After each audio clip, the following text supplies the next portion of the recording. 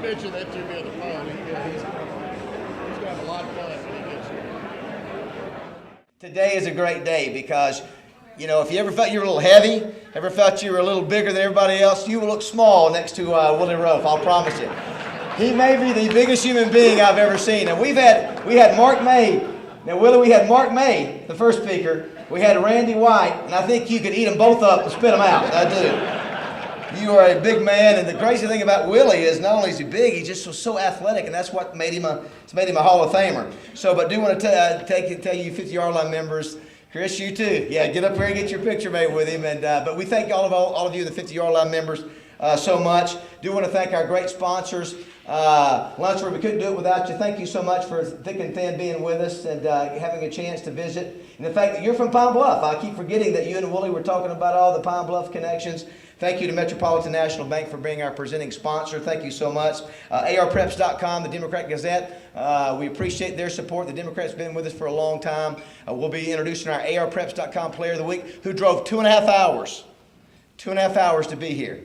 So there's a couple things to look at that. That means you got out a lot of school today, Kedrick. That's maybe a good thing. I don't know. Mama may not like that much, but we appreciate them being here. We'll introduce them, but we appreciate the Democrat Gazette sponsorship. And Crane Automotive. We always think it's a highlight when we have Larry Crane here, because Larry, you got 9,000 things going on, all these dealerships all over Central Arkansas, radio stations, and so we're glad you're here, and we appreciate the Crane Automotive team being here and supporting us and allowing us to be able to bring in great speakers like Willie and different folks. So thank you for being here. We appreciate that. And of course, the Little Rock Convention and Visitor Bureau. David, thank you so much for supporting us. We appreciate you. Let's give all of our sponsors a round of applause, if you will.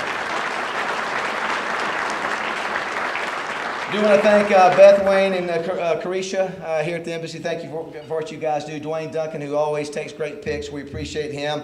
Popeye, you know, we pay for Popeye to be here every week.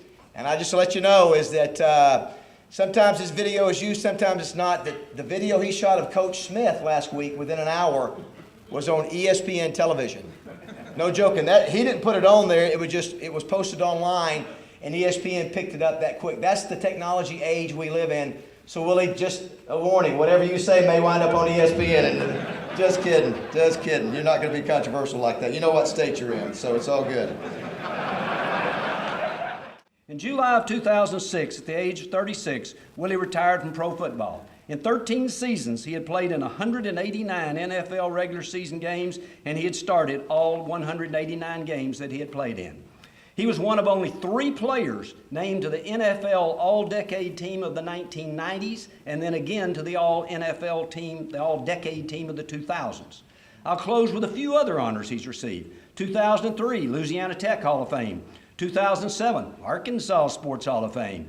2008, New Orleans Saints Hall of Fame. 2009, Louisiana Sports Hall of Fame. 2012, Greater New Orleans Sports Hall of Fame. And as I mentioned at the beginning of the introduction, just 8 weeks ago, August the 4th, 2012, a day he'll never forget, the Pro Football Hall of Fame. Now here's number 77, Willie Roaf.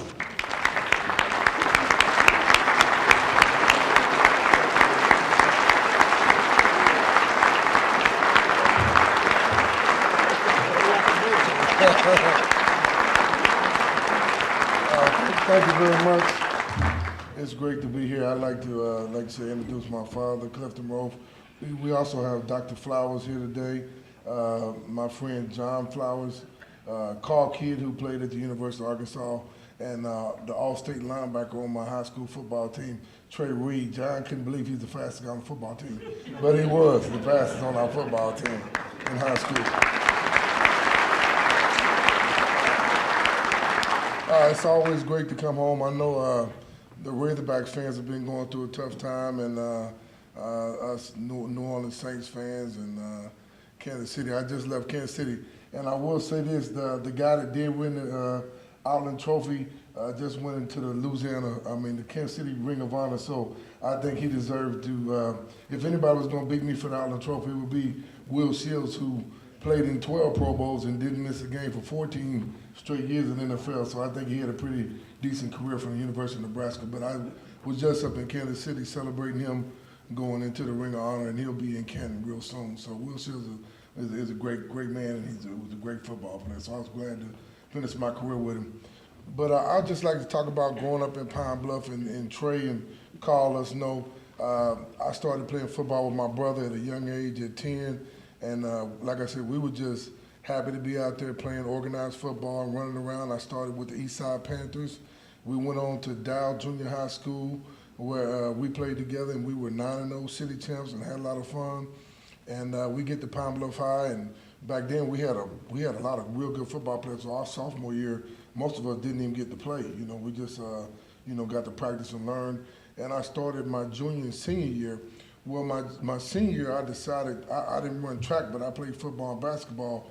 I decided to go to UCA basketball camp going into my senior year, and when Scottie Pippen came out and got Mr. Rebound, so I almost considered trying to go play basketball, but the problem was I only weighed 225 pounds my senior year playing football. So people ask why you didn't get recruited real heavily. Well, also was a person by the name of Eric Mitchell who had decided to go to the University of Oklahoma, so I think that impacted some of us getting scholarship offers. Probably Trey and El Shawn, some of the guys that were all-state didn't really get the scholarship offer to Arkansas because they were still a little mad about Eric Mitchell going to Oklahoma, and Keith Jackson from Little Rock going to Oklahoma, and Curtis Williamson also went to Oklahoma. I think the best football player before him that went to the University of Arkansas was with that Earl Buckingham, the defensive lineman who had gone to the University of Arkansas. So what happened was Trey and El Shawn went down to Louisiana Tech to take a visit when I was coming out of high school, and the next week I took a visit down to Louisiana Tech because Coach Jerry Baldwin, who recruited all of us, had seen us on film, and I went down and committed to go to play at Louisiana Tech, and then Larry Lacewell was at Arkansas State at the time, convinced a couple of guys to go over to Arkansas State. But I was telling the guys over here, the good thing about me going to Louisiana Tech, which was a blessing in disguise, is we ran a flexbone in high school, and at the time Arkansas and all these schools ran these three-back sets, and they ran the ball all the time, Nebraska, Oklahoma, whereas when I went to Louisiana Tech, we ran a pro set offense, so you had to be able to pass block a lot, and you had to be able to flip-flop. So we played, it wasn't a left tackle, it was a weak tackle. I played both tackles in college, and my whole coaching staff was pro, and I remember when I got there after that first year, they looked at me, and my line coach, P.D. Pirro, they didn't look at how thin you were, they looked at your hands and your feet. And they looked at my dad too. So they said, and they said, Willie, Willie, you do what you're supposed to do. After I've been there for a year or two, they said, they saw how athletic I was, and I didn't understand this, because I was like, well, I'll have a chance to play football and we'll see what happens. But, I got red-shirted and I started hitting the weights and doing all this lifting. I was still real quick, And they said, well, if you do what you got to do, man, in a couple of years, you're going to have a chance to play on Sunday. And I told them, y'all are crazy. I'm not going to be on 300 pounds. But no, I listened to them. I remember one time I was there and I was goofing around in school a little bit. And I told them I went in the coach's office and my head coach, Coach Peace, talking to me.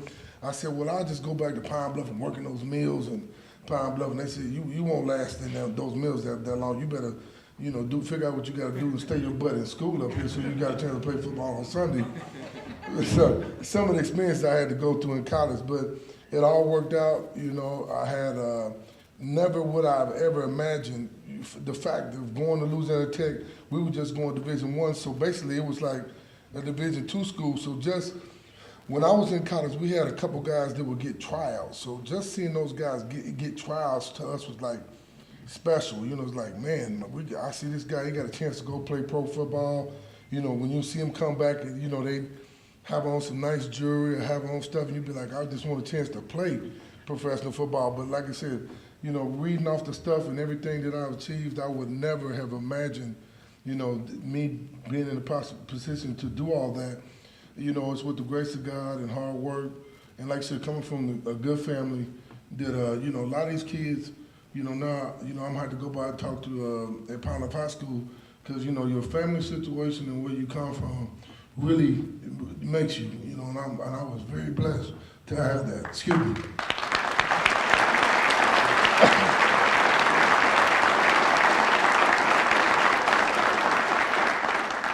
Because you got to have the right guidance, and a lot of these kids just don't have it. So, you know, it's you know, you have to look out for them.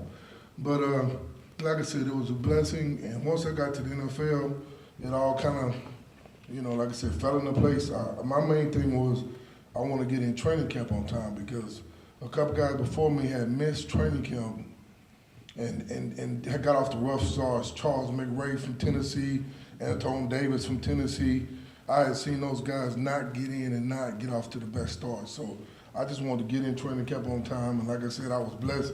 You got to stay healthy. I mean, guys get hurt. I mean, so many guys that get a chance to play that just play 3 or 4 years on the average, that are in and out the league, that go from team to team. And, you know, Carl Key can tell you that, you know, guys would love to play football and go to Canada and just want to keep playing football, playing Arena League. And like I said, I was just a blessing for me to play in the league as long as I did. And it was a lot of fun. I wouldn't change anything. And like I said, it's always good to come home and see people that you hang out with and grew up with. And, you know, I know in the next couple of days I'm going to be running to a lot of boys in Pine Bluff that are going to have a good time.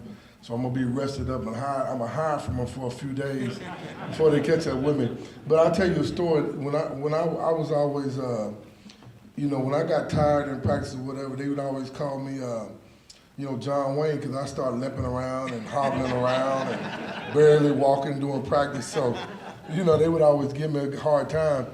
And I remember the first time I was at, I got to minicamp with the Saints, and Coach Jim Moore walked outside, and he said, he looked at me walking on the practice field. He said, "Hell, it looks like this. We drafted this kid. This kid can't even play football. He can't even walk straight." So they didn't know until he saw me run. He didn't know what I was gonna be able to do. But I would always trick him. If I got a little tired, a little lazy, I'd start limping around and acting like I was hurt. And then I'd just take off running whenever I needed to. Sometimes it worked, get out of practice, sometimes it wouldn't. But, you know, no, it was great. And like I said, it's great to be back home. I'll get to spend a few days back here and go by Pine Bluff High, and it's always great. And we're going to do some question and answers. And I'm just so glad I got some people here, special people that you're around, that really help mold you and be the person you are. And I just want to make sure I give some of that back to these young people. Thank you.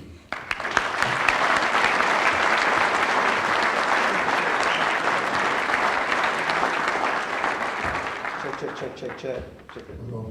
Willie, I'll do a little Q&A with Willie, and then we'll open it up for some questions. The first thing Willie had to ask, how big is your dad? About 6'5", 6'6"? My dad's, I'm about 6'5", you know, if you want to really barefoot, I'm really 6'4", 5'8". With shoes on, he's about 6'3" and a half. So at what age did you realize he would not be able to threaten you with spanking and be able to pull it off? Well, you know, growing up, it was funny. I had a friend move down from Michigan named Dexter, and we were kids. We used to come in sometime and mess around. And I remember, you know, I would grab him from the back and hold on to my dad. Like when I stopped doing this about the 9th, 10th grade, because I grabbed him from the back. And next thing you know, he'd be flipping me and throwing me, holding me down. And then Dexter was like, "Man, your dad's strong." I said, "Yeah, he's real strong." So, well, you know, about the 9th grade, I realized, you know, I didn't want to get any more spankings. You know, by the time you're 12, 13, so you do the right things because, you know, if my dad had to get out of bed to come back to the back, you were gonna get a spanking. For those who don't know, tell us where you're living at and how you wound up out there. You know, when I got drafted by New Orleans, thought I was going to end up being there permanently, and you know, I tore my knee up and went through some life changes. So when I got traded to Kansas City, I decided to move to the Newport area, California. I didn't want to be in LA. I wanted to be somewhere warm, and it was going to be either Florida or California. So that's when I moved out to Newport, and now I live in Villa Park, Anaheim, close to where toys playing. Okay. And I'm about 8 to 10 minutes from Disneyland. Okay, that's good. Well, so I'm in between LA and San Diego. It's laid back out there. Well, you mentioned you played for the Saints in Kansas City. You know the Razorbacks are going through a tough time without their coach. I know you probably still have ties to the Saints. What's that situation like down there without having that? Well, it's a very tough situation. Like you said, do you think, I know that Sean Payton would make a big difference, especially on the offensive side of the ball. And I would say I think that maybe the Saints might be 2-2. I don't know about the players, but looking at Arkansas and where they're constructed, I was thinking about this. How much better do you think they would be? I know Bobby Petrino makes a difference, but how much better do you think they would be if he was there compared to not being there? Yeah. What do you think? Well, I think it probably could help somewhat. I think some of it has to do with talent, but I certainly think it could have an impact. But it's amazing how both programs, if you at the beginning of the year said the Saints are going to look like they can't even win a game, same with the Razorbacks, I don't think anybody would have seen that coming. No, wouldn't have. I predicted the Saints to win at least 10 games this year. I thought they would still make the playoffs, but it's been a tough year. They played hard yesterday against Green Bay. Green Bay pulled it out. I don't want to gloat, but I will say the Louisiana Tech Bulldogs have had some impressive wins. Yeah, 4-0, right? Illinois and beat Virginia, but I am staying here until they play Texas A&M, the makeup game in Shreveport, so I will be at that game. Yeah, that could be an interesting game. Well, you played for the Saints and the Chiefs. Which one was one franchise better than another? Did you play in Kansas City with Montana? Did you have a crossover with that or not? No, Montana, when I came into the league in '93, Montana was finishing. Okay. That was his first year. That's when the San Francisco had let him go. Gotcha. Steve Young had taken over. And, it was great for me to get drafted by the Saints because being from Arkansas and playing at Louisiana Tech, a lot of people thought I was from Louisiana. A lot of people think don't realize I'm from Arkansas because I played at Louisiana Tech. So early in my career, it was great to be in New Orleans and play real good on some bad teams. And you had another guy that y'all talked to who I learned how to play against was Ricky Jackson. And the outstanding, the great Wayne Martin. Yeah. Wayne Martin never got enough credit or enough Pro Bowls for what he did. I remember in '92 when the Stevens brothers, the agent, remember they were agents, the Stevens, they were recruiting me with U.S. Reed, and I happened to go to my first NFL game was in New Orleans, watching them play against the Atlanta Falcons, and that was the first game Bob Woodford had started, and I think Wayne had like 4 sacks that year. And he should have made the Pro Bowl that year, and he didn't make it. I know he made 1 Pro Bowl, but Wayne could have gone to 4 or 5 Pro Bowls. Yeah, very talented guy. How was the Kansas City organization? What was that like? Well, it comes a time when it's time for you to go, and I think it was, after you've been somewhere for so long, and I needed a change, and I talked about maybe going to Denver, and I didn't have that many opportunities. So really, Kansas City, some of the things that coming out was really the only team to offer me a chance, and I just happened to go play on, Will and Brian Ward and Casey Wegman. The center, Casey Wegman, I think since like 2001, 2002, he played like 11,000 plays in a row, and he went to Denver and played, and then came back to Kansas City. But we had one of the better lines in the league, so anytime you play on a team that can score as many points as we can put up then, it's a lot of fun when you're that productive. Well, being a defensive player, Willie, I know you offensive linemen hold a bunch and get away with it a lot of times. Especially if the refs don't see it. I wanted to see your thoughts on what's happened with the referee situation, the replacements, and now the regulars. Maybe your relationship with some of those referees back in the day.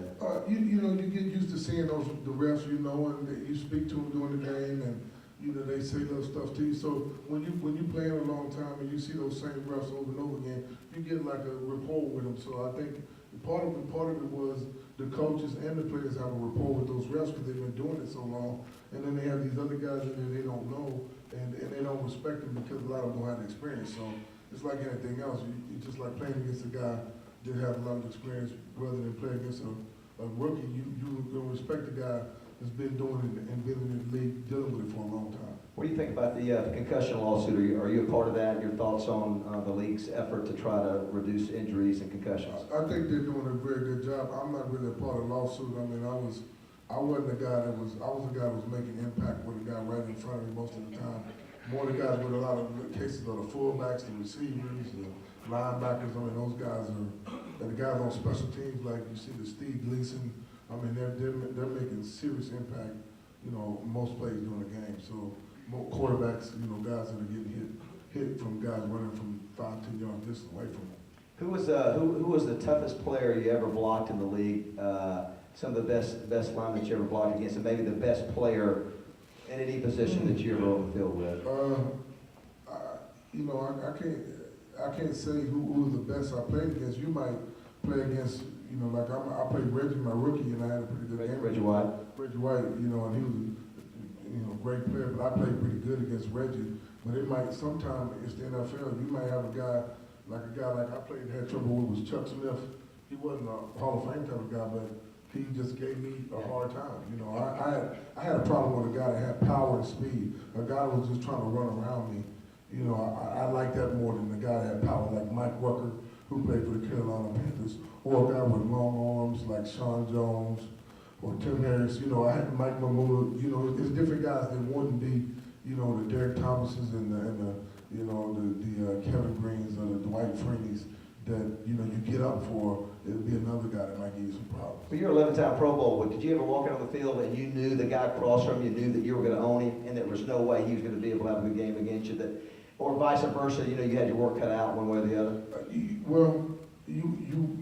would go out in the game, and the funny thing about being offensive lineman is you might go out there and dominate the guy for 90% of the plays, and you might get beat one play or two plays and give up a sack or two, but you might have been beating the guy all game, so you never know. Or you might have a game where you don't give up a sack, but you get the quarterback hit 5 times. That's worse than giving up a sack because you're getting him hit a lot. But I just wanted to make sure after '97 I had a tough year, and after that year I went to Duke and started training better and taking care of my body better, and I just wanted to make sure I was going to be prepared to play. And like I said, those last 4 years in Kansas City, we played against Carolina at home. I know Dad remembers all the games we played, but he was at all of them. But Mike Rucker would give me, he was the guy that would give me some, I knew during the course of the game, he was going to be able to bull rush me and push me back some of the time. So you just want to get ready for those plays. But some guys you just knew during the course of the game you were going to have some trouble with sometimes. Much trash talking in the trenches? Yeah. Well, it's like anything. If you got to get out there and play. Now, if it's not a lot of trash talking going on the other side of the field, then it's not gonna happen. But it just matters what team you're playing against. Certain teams with certain people, like to talk a lot of trash. Like one person like John Randall, some of those guys, Lance Allworth, or you play at the Lance Johnstone, or you play at some of those Raider teams. That they're just some of them undisciplined. They're gonna be talking. What about, I know somebody, one of the members asked me to ask you a question about, since you got out of football, your health issue, you're a big guy, carrying around a lot of weight, is that tough, and what you're dealing with from your football playing days? I try to do as much cardio as I can. I did have an issue with the gout when I was playing football, and I do, take a little blood pressure medicine. But like I said, the main thing for me is getting the weight off and making sure I'm doing my cardio. And I try to do as much cardio as I can. I'll go to an hour and 20 minutes. But you a big eater? Do you still like to eat? I eat a little. I'm not too bad about eating. Not so much in my lower body. My upper body isn't that bad. The other day I did 315. I did 225 20 times and 275 bench 15 times, and 315 is out 12 times. So I'm still strong. So you still got it, yeah. Upper body, but it's my lower. Yeah, I'm not questioning anything you say. Just asking a question. I have spinal. I have a little problem with my back. My dad and I talked about this. So I have a little spinal stenosis. So I have to go. I have tingling in my legs. So I do my cardio, but I do have issues with my back starting to bother me. What does Willie Roaf do for relaxation, hobbies, anything? You got anything you like to do? I just like to, hang out with family and friends. John Flowers is in California now, so John comes over a lot. Okay. He likes to have a good time. And like I said, I like to hang out with the guys, and I have a little time, so I go to Cabo for a week, and I travel a little bit, but basically seeing the kids and hanging out with family and friends. And yet to find true love yet, is that right? Or are you still? Always working on true love. Always working on true love. You probably are too. It's all.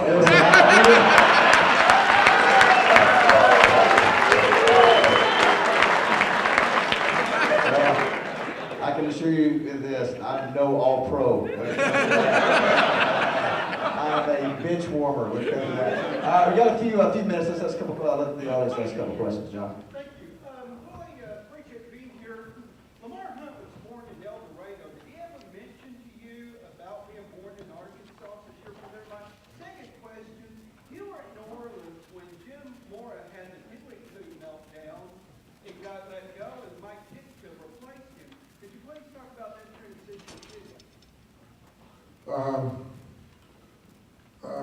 You know, Lamar Hunt was a very, very special man. You know, he would go to the games and sit with the fans, and he drove the same car. I remember one time he came in and they didn't know he was coming in. I think he rented a car or something, and he parked the car, and they told me that he towed his car away. And they didn't realize it was Lamar Hunt, you know. And he said, you know, he didn't tell anybody he's coming, but he was a very assuming, very down-to-earth man. And I did know he was from Arkansas, but I just remember how nice he was. And it was, like I said, at the end, you know, he had prostate cancer, and he would still come in that locker room and shake hands. And the year before he passed, and you know, we as players knew how important it was for him to win and us to be good. And we just, you know, that 2003 season we got off to a good start. We thought we might have a chance, but you know, we didn't get it done. But you know, like I said, he was a special man. In '96, when Moore left, we were having a real tough year. I think we went 3-13, and we had went to Cincinnati and had a tough game. And he walked out on us, and that you know, Moore is the toughest guy you want to meet. You know, as far as ex-Marine and working hard and discipline. But it was the middle of the '96 season when he walked out, and you know, the Dickens situation didn't really work out that well at that time. I don't think Coach was, you know, he liked coaching, but I just don't think it was in his heart anymore to really be coaching. But we tried. But you know, '98 we had a decent team, but '99 we went 3-13 again, and that's when we got Jim Haslett and Randy Miller. And with a mix of some of the players we had and the guys they brought in, you know, we went on that magical run, and I think we went 7-1 on the road that year. We were real good on the road that year, and we won that first playoff game. Another question? Yes, Mr. Roaf. Yes. Dr. Roaf. Yes, we'll relate to your experience with Curry and Copeland and the time that you ripped the Curry's helmet off down in Birmingham. And, Two great players for Alabama. What's Curry's first name? Eric Curry and John Copeland. John Copeland, Eric Curry, And yeah. that was a game that propelled Will from just being a division. Oh, they saw what he did against them. I think I remember that. He was Yeah. the AP lineman of the week, Yeah. and that's what propelled him to heading. What year was that? Well, that was not, well, you know, 92? everybody will talk about that. That was my senior year, but, you know, I started pretty much for 3 or 4 years. We played Auburn or Alabama or, you know, Tulsa, some of these schools, or Colorado State. But what happened was that was the '92 season, and you know, I used to come up to War Memorial and watch Arkansas play a lot of games. You saw them play Alabama in '92? Well, no, we played them the week after they played. You did, right after that. And they had the #1 defense in the country. We had a real good defense. That was the greatest defense I think I've ever seen in college football, was that Alabama defense in '92. Well, yeah, they had come up to Arkansas and really went after Arkansas. And we went and played them in Tuscaloosa. And my line coach, Peter Bureau, played that year, said, Willie, you know, if you go out there and play good against these guys here, you're going to have a chance to move up real high, you know, because going into my senior year, I think I was projected, you know, maybe 3rd round, second, you know, 3rd, anywhere from 3rd on up, and I went out there and played real good against Curry. But anyway, Curry had a cast on one of his hands, and Curry had his hands underneath my face mask, underneath my helmet, so, you know, I grabbed his helmet and, you know, threw it in the end zone. They caught that picture, that's a big picture that's down in Ruston now, me grabbing his helmet. And a couple years later, you remember La Tech beat Alabama. Yes. In Yeah. like '96 or '97. So they brought the week after Arkansas played them, they brought David Palmer back, and he ran the punt back to beat us in that game. But it was a close game. We didn't really have a good offense that game, but we had the #2 defense in the nation. I do think I remember seeing either highlights or seeing the actual game, watching that, and they talked about that on the broadcast. Mr. Roaf, thank you so much. You've raised a fine young man, a great tribute to the state, a tribute to you and your late wife, and all the friends of Willie. Thank you guys for being here. Was he not great, everybody? Willie Roaf, everybody. All right, next week, Paul Feinbaum. We'll see you next Monday. Great Sit up job. there. Great job, Willie. Just I tell you what, just Thank stand you up. for being with us. Appreciate Stand it. right here, Willie, and we'll We'll wait. get some photos, yeah.